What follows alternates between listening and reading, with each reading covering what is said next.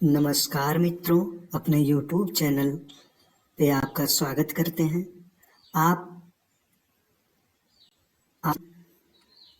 आपके लिए जीव विज्ञान चित्र सहित कवर करेंगे जो सभी प्रतियोगी परीक्षाओं के लिए उपयोगी है, जैसे RRB, ALP, SSC 10+2, TGT, PGT, LT, GIC, ETC सभी प्रतियोगी परीक्षाओं के लिए ये उपयोगी है। आप नए हैं तो चैनल को सब्सक्राइब और लाइक और शेयर करना ना भूलें। बगल में बेल आइकन को भी प्रेस कर लें। प्रिय मित्रों, आज हम आपको चित्रात्मक समसामयिक घटना चक्र से संबंधित जीव विज्ञान पहले पढ़ाएंगे, फिर भौतिक विज्ञान, फिर रसायन विज्ञान को आपके सामने कवर करेंगे। आप नए हैं तो जरूर से जरूर चैनल को ऐसे वीडियो पाने के लिए सब्सक्राइब करना ना भूलें।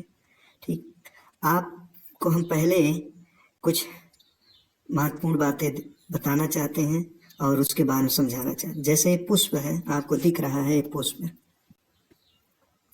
इस पुष्प में कौन कौन से भाग होते हैं उसका वर्गीकृत किया जाएगा। आपको आज हम वर्गीकरण के बारे में, पहला टॉपिक है वर्गीकरण ही, आपको हम टैक्सोनॉमी के बारे में बताएंगे। ठीक है, पहले हम स्टार्ट करते हैं आपका यहाँ से पहले बताने की कोशिश करते हैं। पुष्प है, इस पुष्प में भाग कौन कौन सा होता है। देखिए, क्योंकि कोई पुष्प है, कोई पौधा है या हम ही लोग हैं, तो उसके क्या क्या पार्ट होते हैं, उसका काम क्या होता है, सबको अलग अलग वर्गीकृत किया जाता है। वर्गीकरण उसी को बोलते हैं, टैक्सोनॉमी।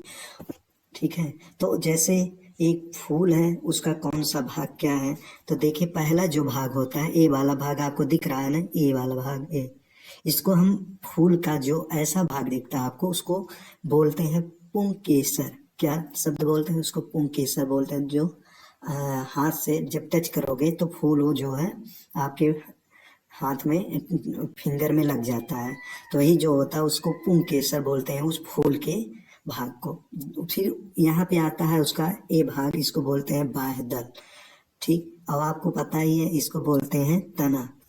ठीक है, पुष्प का ए भाग जो होता है वो तना होता है। और जो एकदम ऊपरी वाला भाग होता है, ये वाला भाग, ये एकदम ऊपर वाला भाग, इसको हम बोलते हैं चिपचिपा पदार्थ की तरह होता है, ये स्त्री केसर होता है। उसका स्त्री केसर मतलब कि उसका पुंकेसर का मतलब उसका पुल्लिंग, और स्त्री केसर से ही लग रहा उसका जो है फीमेल, और ये मेल होता है। और ये है दल। ठीक है, उसका जो दल वाला भाग होता है ये वाला है। ठीक है, और यहाँ पे नीचे हमारा एक और है पत्ती। पत्ती आप सब जानते हैं, पत्ती यहाँ से होता है। पत्ती सब पौधों में, लगभग हर पौधों के अंदर होता है। और फिर यहाँ पे मानव संबंधित देख लीजिए कुछ महत्वपूर्ण बातें। यहाँ से इसको यहाँ पे कर देते हैं।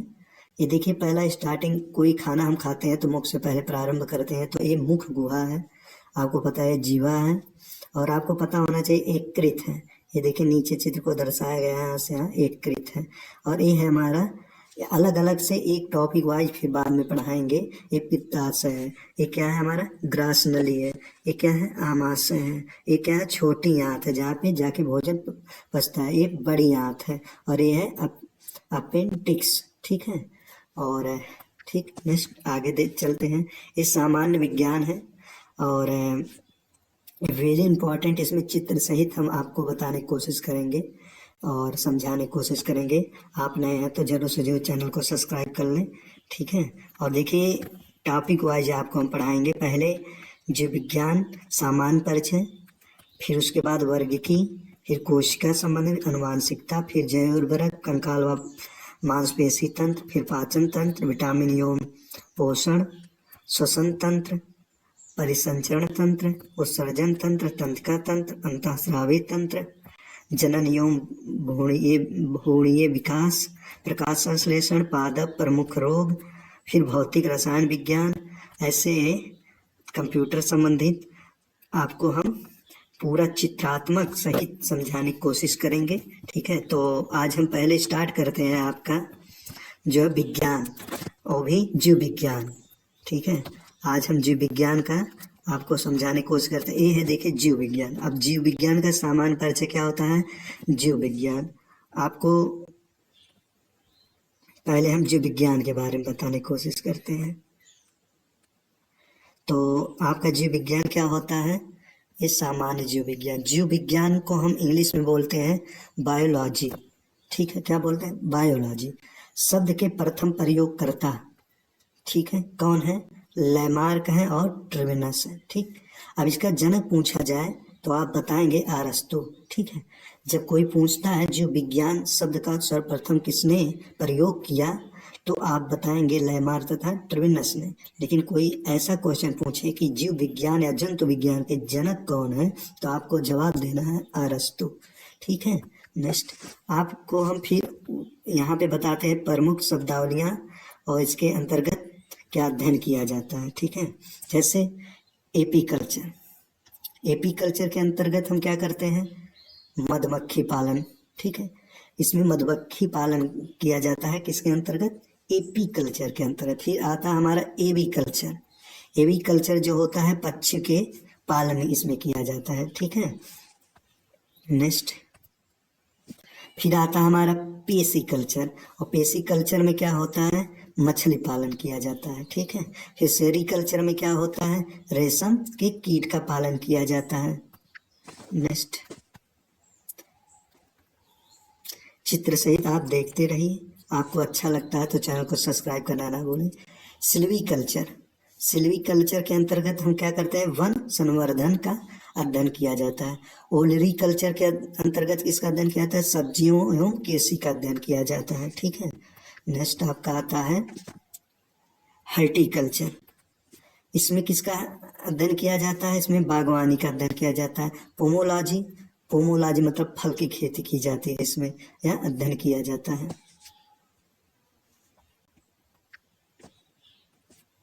इसको यहाँ पे कर देते हैं, थोड़ा सा आराम रहेगा बताने। फिर आता है विल्टीकल्चर, क्या आता है? विल्टीकल्चर। इसके अंतर्गत हम क्या करते हैं? अंगूर की खेती का अध्ययन करते हैं, ठीक है। आपका नेक्स्ट यहाँ पे आता है एग्रोनॉमी, एग्रोनॉमी के अंतर्गत हम क्या करते हैं? एग्रोनॉमी के अंतर्गत हम फसल की खेती का अध्ययन करते हैं, ठीक है। नेक्स्ट आपका ऊपर देख लीजिए जीव विज्ञान की प्रमुख शाखाएं क्या क्या हैं। तो हमारा पहला है जंतुओं का अध्ययन। अब जंतुओं का अध्ययन किस में करते हैं? आपका जूलॉजी के अंतर्गत किया जाता है, ठीक है। और यहाँ पे इसको कर लेते हैं। और यहाँ पे उभयचर संसर्पों का अध्ययन किस पे करते हैं? हम हेप्टोलॉजी के अंतर्गत करते हैं। और पादपों का अध्ययन किस पे करते हैं? आपका बॉटनी के अंतर्गत। पादप का मतलब होता है पेड़ पौधे के अंतर्गत जो भी पेड़ पौधे आते हैं उनको हम क्या करते हैं? बॉटनी के अंदर। और जंतु का मतलब जैसे मनुष्य है, बकरी है, भेड़ है, ऐसे से जीव जंतु जो आते हैं वो जूलॉजी के अंतर्गत किए जाते हैं। उभयचर और संसर्प का अध्ययन हम हेर्पेटोलॉजी, मतलब कि कहने का मतलब जैसे सांप, गोजर, सांप, जैसे बत्तख, मेढक, इन सब का जो है उभयचर और संसर्प का अध्ययन किया जाता है हेम्टोलॉजी के अंतर्गत। मृदा अध्ययन का मतलब होता है पोडोलॉजी, मतलब कि मृदा मतलब जैसे खेत के जो मिट्टी उट्टी होता है उसके बारे में अध्ययन करना हम क्या बोलते हैं? पैडोलॉजी के अंतर्गत। मनुष्य की वृद्धावस्था संबंधित अध्ययन हमारा क्या कहलाता है? जेरेटोलॉजी कहलाता है, ठीक है। आपका नेक्स्ट आगे देख लीजिए, ये वाला मनुष्य का वृद्धावस्था हमारा जेरेटोलॉजी। अस्थियों का अध्ययन हम किस में करते हैं? ऑस्टियोलॉजी। त्वचा का अध्ययन किस में करते हैं? जो है डर्मेटोलॉजी। और पोषण विधियों का अध्ययन, जैसे जो भी हम पोषण खाते पीते हैं, जो हमसे प्राप्त होता है पोषण विधि, हम उसका अध्ययन किस में करते हैं? ट्रोफोलॉजी के अंतर्गत करते हैं, ठीक है। उम्मीद करते हैं आपको जरूर समझ में आ रहा होगा। यदि नहीं समझ में कुछ भी आता है तो आप जरूर कमेंट बॉक्स में बताने की कोशिश करें, हम जरूर से जरूर अगले वीडियो में उसको ध्यान देंगे। अब आपको हम बताना चाहते हैं लैमार्क, ये क्या है? आपको जैव विकास संबंधित प्रमुख सिद्धांत है, किसने दिया है? पहले हम लैमार्क के बारे में आपको बताना चाहते हैं। किसके बारे में? लैमार्क के बारे में। अब लैमार्क सबसे पहले क्या किए थे, लैमार्क जो हैं, लैमार्क एक जनक हैं, लैमार्कवाद जो दिए थे उनके जनक कौन है, फ्रांसीसी वैज्ञानिक जो थे जीन बैप्टिस्ट डी लैमार्क, इन्होंने लैमार्कवाद दिया। ठीक, इनकी पुस्तक क्या थी, फिलॉसफी ऑफ जूलॉजी, और अन्य नाम क्या था, उपरजित लक्षणों की वंशागत सिद्धांत। पूछा जाता है उपरजित लक्षणों वंशागत सिद्धांत किसने दिया, तो आपको बताना है जो है लैमार्कवाद से संबंधित है। ठीक है, नेक्स्ट। और इसमें उदाहरण क्या था, इन्होंने क्या बताए थे, उदाहरण में उन्होंने ये बताया था कि जिराफ की गर्दन का लंबा होना, सांप के पैर का गायब हो जाना। उन्होंने अध्ययन किया था, एक जिराफ छोटा, फिर ऐसे ऐसे जब मोड़े ऊपर करके करते थे तो जिराफ का गर्दन बड़ा हो जाता था, और धीरे धीरे सांप का पैर गायब हो गया, वो फिसल फिसल कर चलने लगे। वो लैमार्कवाद के अंतर्गत लैमार्कवाद ने बताए थे। ठीक है, अपने उपरजित लक्षणों के वंशागत सिद्धांत के अनुसार बताए थे। ठीक, नेक्स्ट आपका आ जाता है यहाँ पे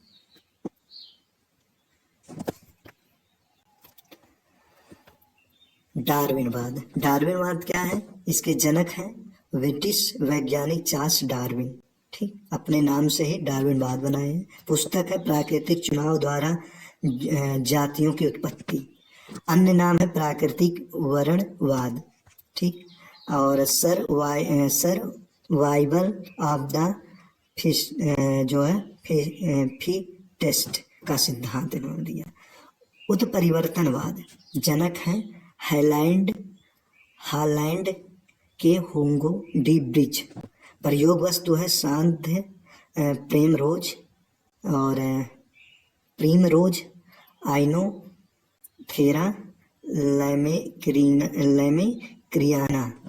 अन्य नाम है उत्परिवर्तन सिद्धांत। ठीक है, तो आपका एक खत्म होता है। अब यहाँ पे समझाए हैं, जैसे देख लीजिए, ये छोटा था हिरन, फिर ऐसे ऐसे जिराफ, फिर देखिए मूड़ी ऊपर किया, फिर ऐसे ऐसे देखिए सबसे ऊपर हो गया। ठीक है, चलिए अब आ जाइए जीव जंतुओं के विकास क्रम, कैसे जीव का विकास हुआ था। पहले पृथ्वी पर क्या आए थे, पहले प्रोटेरोजोइक। ठीक है, प्रथम मेटाजोआ जंतु का पहला चिन्ह था। फिर उसके बाद आया था आपका फिर नेक्स्ट आया मेलियोजोइक। अब इसके अंतर्गत क्या है, पर्मियन, कार्बोनिफेरस और डियोनियन,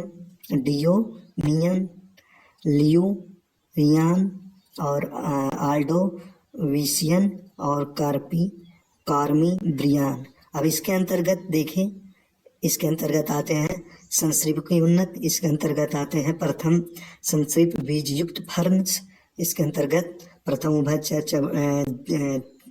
जबड़े वाले मछलियाँ, और इसके अंतर्गत प्रथम सामिनी युक्त धारातीय पौधे, और ये मेटाजोआन जीवों का विकास, ये प्रथम मछली, प्रथम रज्जु आए थे। ठीक है, और फिर यहाँ पे नीचे देख लीजिए, हमारा आ जाता है मेसोजोइक, आ जाता है हमारा मेसोजोइक क्रिस्टोसियस।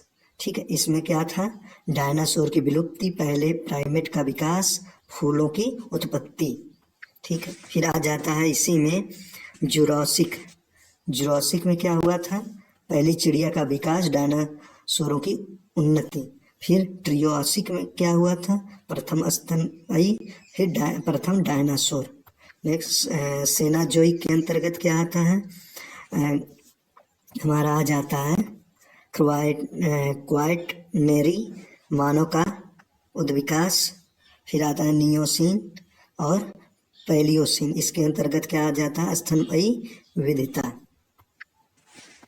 नेक्स्ट आपका आता है टेक्सोनॉमी, वर्गीकी के बारे में। वर्गीकी के बारे में जान लीजिए, वर्गीकी। तो वर्गीकी की जो परिभाषा है, वह जीवों को उनकी समानताओं के आधार पर छोटे छोटे बड़े समूह में बांटना, और इसके जनक कौन है, कैरोलस लीनियस है। इन्होंने 5 भागों में जो है वर्गीकी को बांटा था। कौन, वो 5 भाग में कौन बांटे थे, वीटेकर, आर्यच वीटेकर ने जंतु को 5 भागों में वर्गीकृत किए थे। अब देख लीजिए कैसे कैसे किए हैं। पहला हमारा किए थे मोनेरा में, दूसरा प्रोटेस्टा, तीसरा कवक, चौथा पादप, फिर जंतु। ये 5 भाग में क्वेश्चन पूछा जाता है। 5 भागों में कौन जंतु को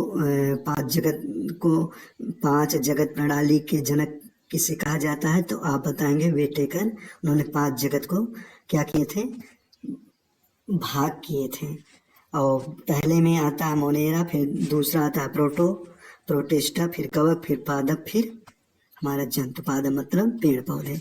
अब इसके अंतर्गत देख लीजिए यहाँ पे ये वाला यूकैरियोटिक जीव के अंतर्गत हमारा आता है शैवाल एवं प्रोटोजोआ। ठीक है, शैवाल ये देख लीजिए ऐसे होता है, कहीं पे काई की तरह जो लगा रहता है ऐसे, उस पे चट्टान पे। सभी उपभोक्ताओं जीव करसेवकी आकर्षेवकी, जिसके अंतर्गत ऐसे जीव होते हैं जिनमें रीढ़ की हड्डी होती है, जिसमें नहीं होती है, आकर्षेवकी नहीं होती है, जिसमें होती है। ठीक है, अब कौन कौन से हैं यहाँ पे देख लीजिए। एक कोशिकीय प्रोकैरियोटिक जीव के उदाहरण, एक कोशिकीय के अंतर्गत कौन से जीव प्रोकैरियोटिक के अंतर्गत आते हैं, क्वेश्चन में पूछा जाता है। माइकोप्लाज्मा आता है और जीवाणु, फिर साइनोबैक्टीरिया आता है। नेक्स्ट आपका यहाँ पे देख लीजिए यूकैरियोटिक, अधिकांश बहुकोशिकीय उदाहरण, जैसे बहुकोशिकीय के अंदर क्या आता है, यूकैरियोटिक यीस्ट आता है, मशरूम आता है, कैटिन निर्मित कोशिका भित्ति, शाहपोशी, ब्रायोफाइटा, टेरिडोफाइटा। आपका ये यहाँ पे आ जाता है अनावृत व आवृतबीजी। सबका अलग अलग से हम विस्तृत जानकारी देते हैं। पहले आपको हम बताना चाहते हैं मोनेरा। अब मोनेरा के बारे में ध्यान से देखिए, मोनेरा क्या है। इसके अंतर्गत आता है माइकोप्लाज्मा। ये स्वतंत्र जीव क्या होता है, ये स्वतंत्र जीव, यापन करने वाले सूक्ष्म जीव, प्रजनन में समर्थ होते हैं। ठीक है, माइकोप्लाज्मा। फिर आता है हमारा दूसरा साइनोबैक्टीरिया। इसका अन्य नाम है नील हरित शैवाल। फिर नेक्स्ट आता है जीवाणु, सरल तथा एक कोशिकीय सूक्ष्म जीव। 2 प्रकार के होते हैं, एक परपोषी होता है और एक शाहपोषी होता है। एक दूसरे पर निर्भर होता है और एक जो कि अपना भोजन स्वयं बनाता है। अब देख लीजिए यहाँ पे आता है हमारा कवक। उसके बाद क्या आता है कवक। कवक क्या होता है, हरिम रहित होता है, नो क्लोरोफिल, थैलोफाइट्स, परपोषी, हेट्रोग्राफिक होता है। परपोषी मतलब काइटिन निर्मित कोशिका भित्ति इसके अंतर्गत होता है। कवक का अध्ययन हम माइकोलॉजी के अंतर्गत करते हैं। कवक और शैवाल 2 सजातीय मिलके क्या करते हैं, लाइकन का निर्माण करते हैं। तो हमारा यहाँ से इसका उदाहरण हो जाता है। इसके अंतर्गत क्या क्या आता है, खमीर आता है, कुकुरमुत्ता आता है, राइजोपस आता है। ठीक है प्रिय मित्रों, और फिर आगे ये चित्र देख लीजिए। फिर नेक्स्ट यहाँ पे हम आपको बताना चाहते हैं, दूसरा आ जाता है हमारा प्रोटिस्टा। अब प्रोटिस्टा को कैसे यहाँ पे विभाजित किया गया है, पादप के समान। अब क्या होता है, पहले किस भाग में बांटा गया है इसको, हम यहाँ पे पहले बांटे हैं क्राइसोफाइटा के अंतर्गत क्या होता है, ये ध्यान से यहाँ देखिए 2 भाग में बांटा गया है, डायटस्मस और डिसमिस्ट्स, मतलब सुनहरे शैवाल और सबसे बड़े प्रकाश संश्लेषण। अब यहाँ पे आता है हमारा यहाँ पे क्या आता है, डायनोफ्लैजिलेट। फिर यहाँ पे आ जाता है इस भाग को, फिर दोनों जंतु के समान में, यहाँ पादप के समान में, यहाँ जंतु के समान में यहाँ पे बांटा गया है।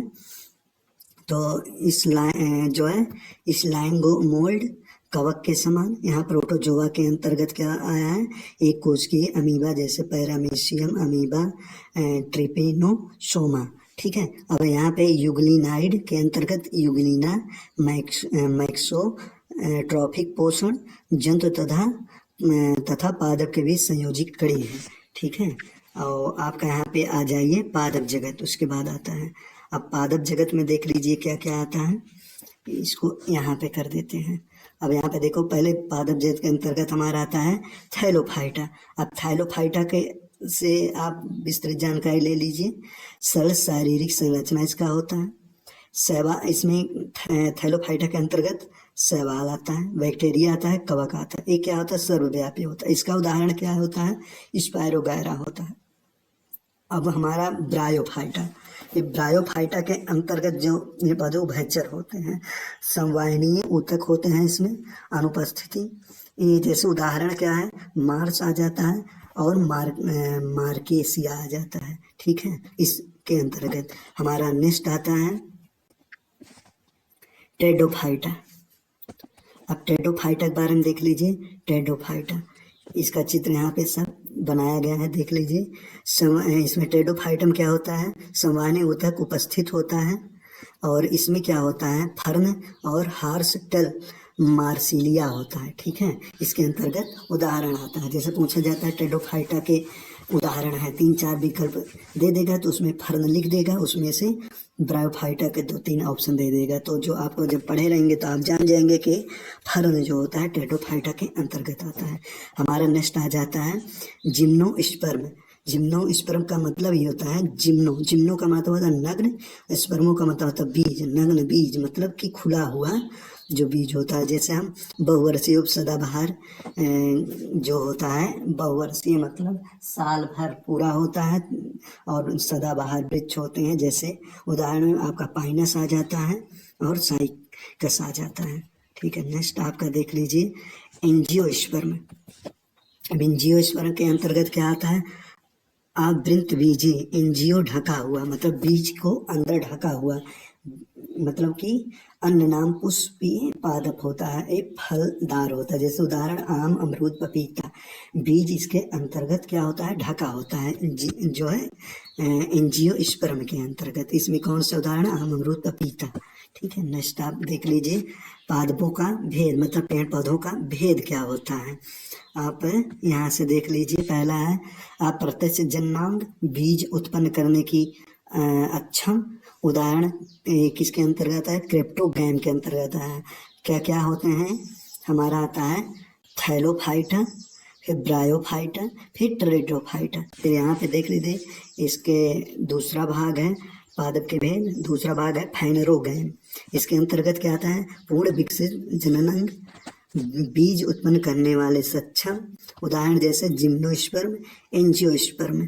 ठीक है, अब इस जो है, अब इसके बारे में वर्गीकृत देख लीजिए। कोश का स्थानीय संरचना, संघ पोरीफेरा।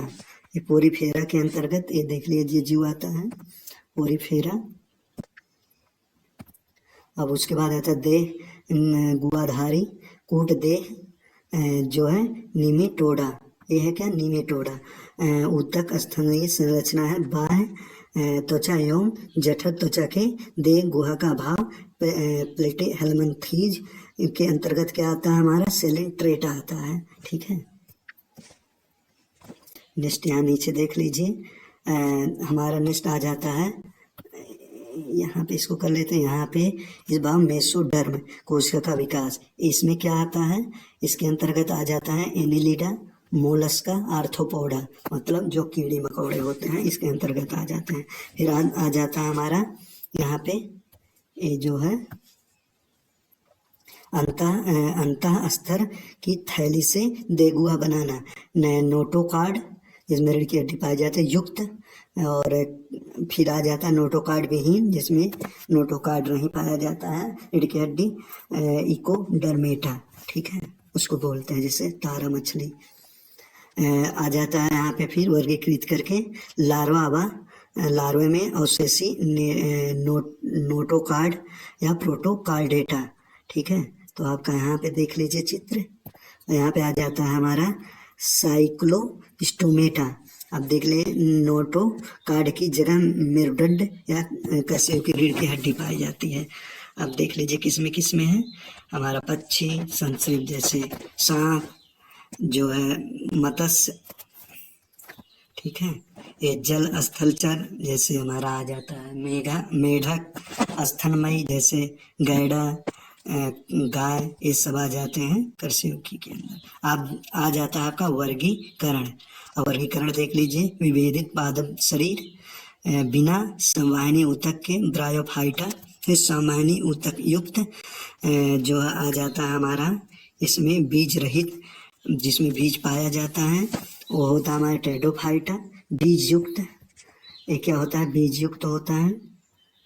अब इसको दो भाग में बांटा गया है, जो है बीज युक्त को। एक बांटा गया है हमारा द्विबीजपत्री, फिर एक बीजपत्री, मतलब दो बीज पत्र वाले बीज और एक बीज पत्र वाले बीज, ठीक है। फिर यहाँ पे ऊपर देख लीजिए, बिना विभेद वाले पादप शरीर, थैलोफाइटा, शैवाल कवक और बैक्टीरिया, ठीक है। अब यहाँ पे नीचे देखिए, जंतु जगत के प्रमुख संघ मतलब फाइलम, इसके अंतर्गत कौन कौन से फाइलम आते हैं आप ध्यान से देखिएगा। पोरीफेरा, पोरीफेरा का मतलब होता है छिद्रधारक, असंख्य छिद्र युक्त शरीर, शरीर में स्पंज गुहा होता है, ठीक है। अन्य नाम स्पंज, उदाहरण जैसे आपका आ जाता है साइकान, और दूसरा आ जाता है स्पंजिला, ठीक है। इसके पोरीफेरा के अंतर्गत आते हैं, जिसमें छिद्र बहुत ज़्यादा होता है, तो उदाहरण में साइकान, फिर स्पंजिला जो, ठीक। दूसरा आ जाइए यहाँ पे सिलेंट्रेटा मतलब नेडेरिया, ठीक है। नाम दो है, सिलेंट्रेटा मतलब निडेरिया, जलीय जंतु है। ये भोजन पकड़ने हेतु मुख के चारों ओर धागे जैसे नुमा आकार कर लेते हैं, और जिसको हम बोलते हैं टेट्रोकिल्स। उदाहरण में जैसे आपका आ जाता है मूंगा मछली, हाइड्रा, जेलीफिश, सी एनीमेन, ठीक है। ले मित्रों, आपको फिर यहाँ पे हम बताना चाहते हैं नेक्स्ट टेनोफोरा सिलेंट्रेटा के क्या आता है, इसको यहाँ पे कर देते हैं। कंघी जैसी इसकी आकार होती है, अधिकांश पारदर्शी होते हैं। इसके अंतर्गत हमारे समुद्री अखरोट आता है, काम्बा जेली आता है, किसके अंतर्गत, टेनोफोरा के अंतर्गत। अब आ जाता है हमारा अगला चौथा प्लेटे हेलमंथीज, दे गुहा रहित 3 स्तरीय शरीर होता है, इसका 3 भाग शरीर होता है, चपटा होता है, ये उभयलिंगी होते हैं, इसमें अविकसित पाचन तंत्र होता है, उत्सर्जन है तो फ्लेम कोशिका के अंतर्गत आता है। जैसे उदाहरण में क्या आ जाता है हमारा, पेलेनेरिया आ जाता है, लीवर फ्लूक आ जाता है, ये किसके अंतर्गत आता है, प्लेटे हेलमंथीज के अंतर्गत आ जाता है, ठीक। नेक्स्ट आपका आ जाता है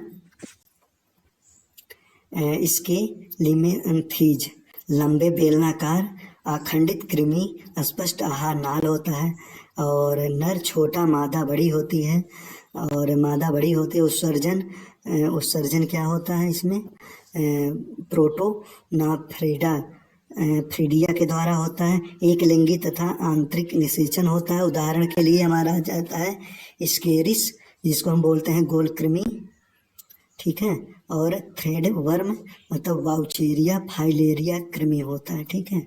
आपका आ जाता है एनेलिडा, एनेलिडा क्या होता है, लंबा द्विपार्श्व होता है, इसका शरीर सम्मित वह कई खंडों में इसको हम विभाजित कर सकते हैं, बटा शरीर होता है। जैसे उत्सर्जन है तो ब्रिक काइटिन से बनी सीटी द्वारा प्रजनन होता है, सामान्यतः त्वचा से श्वसन करते हैं, और एक लिंगी व उभयलिंगी दोनों होते हैं। जैसे आपके इसके अंतर्गत आ जाता है केचुआ, जोक और नेरिस आ जाता है, ठीक है।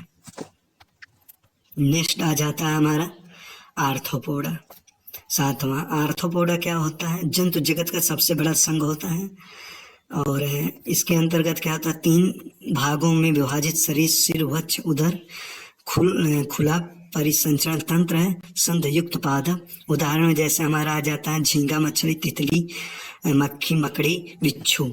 आपका 8वां आ जाता है मोलस्का। मोलस्का क्या होता है, श्वसन हेतु गिल्स या निडेलिया, खुला परिसंचरण तंत्र होता है, खुला हुआ रक्त होता है, उत्सर्जन हेतु गुर्दे होते हैं, कवच युक्त शरीर होता है, रंगहीन खून होता है। उदाहरण में जैसे सीपी, घोघा और ऑक्टोपस आ जाते हैं इसके अंतर्गत।